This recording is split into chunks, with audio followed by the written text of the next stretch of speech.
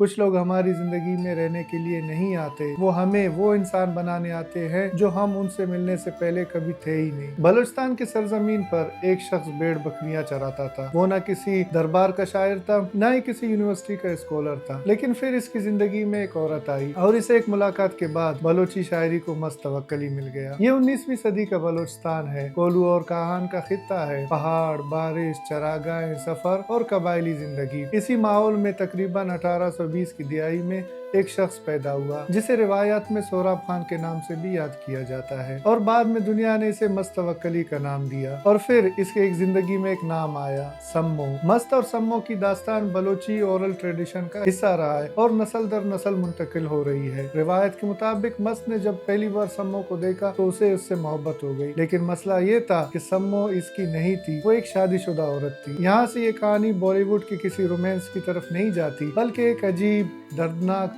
और फिलोसफिकल रास्ते पे निकल जाती है। मस्त तवक्कली ने सम्मो को हासिल नहीं किया, लेकिन उसने उसे अपनी शायरी में ऐसा जिंदा किया कि आज तकरीबन 150 साल बाद भी जब मस्त का नाम आता है तो सम्मो साथ खड़ी होती है। जरा इस पैराडॉक्स को समझे, जिस औरत को वो जिंदगी में हासिल नहीं कर सका, इसे शायरी में हमेशा के लिए खोने से बचा लिया। मस्त की शायरी सिर्फ महबूबा के हुस्न तक महदूद नहीं, इसमें बलूचिस्तान का पूरा लैंडस्केप सांस लेता है। पहाड़, बारिश, जानवर, परिंदे, मौसम, चरागाहें और एक ऐसा इंसान जो नेचर को सिर्फ देख नहीं रहा बल्कि इसके जरिए अपने अंदर की कैफियत बयान कर रहा है। लेकिन सवाल आखिर ये है कि सम्मो मस्त के लिए थी क्या? सिर्फ एक औरत, महबूबा, या किसी ऐसी हकीकत का दरवाजा जिस तक मस्त शायद सम्मो के बगैर कभी ना पहुंचता। मस्त से मंसूब शायरी में एक मकाम पर यह ख्याल आता है कि असल अता खुदा की तरफ से थी, सम्मो तो सिर्फ एक सबब थी। यहाँ इंसानी मोहब्बत आहिस्ता आहिस्ता बड़े स्पिरिचुअल एक्सपीरियंस में तब्दील होती दिखाई देती है, और यही चीज मस्त की शायरी को लव पोएट्री से बहुत आके रह जाती है। सोचिए, हम में से अक्सर मोहब्बत में एक चीज चाहते हैं, पोजीशन, वो शख्स मेरा हो जाए। लेकिन मस्त की कहानी में अजीब बात यह है कि महबूब इसका नहीं हुआ और फिर भी मोहब्बत खत्म नहीं हुई। शायद इसलिए इसका इश्क एक इंडिविजुअल रिलेशनशिप से पोएट्री बनकर निकल गया। और यहाँ एक सवाल बनता है, क्या मोहब्बत का मतलब हमेशा किसी को हासिल करना होता है, या कभी कभी कोई इंसान हमारी जिंदगी में हमें मिलने के लिए नहीं आता, हमें बदलने के लिए आता है? सम्मो शायद मस्त की मंजिल नहीं थी, शायद वो रास्ता थी, एक ऐसी इंसानी मोहब्बत जिसने इसके अंदर किसी और किस्म की तलाश पैदा कर दी। मस्त तवक्कली की शायरी मौजूद है, इस शायरी में सम्मो मौजूद है, इसकी लॉन्गिंग मौजूद है, इसलिए